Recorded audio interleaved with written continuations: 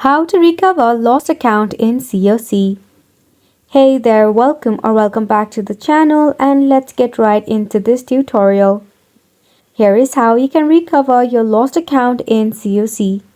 So first and foremost, you can go ahead and check out the Supercell ID that you have linked with your account. Try logging in using your email and password. You can recover simply by tapping on the Forgot Your Password option. There you can actually get the option to reset it. If not, and if you have an account linked with the Google Play or Game Center, you can easily log in using those accounts as well. If none of this help, you can go ahead and contact the Supercell Support. You can tap on Help and Support option, then click on the blue message bubble to contact.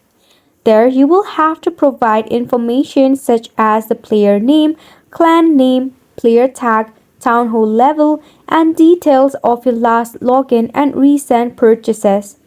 You may have to be patient regarding it as the recovery process can take some time. So this is how you can recover your lost account in COC. This sums up the tutorial as well. Thank you.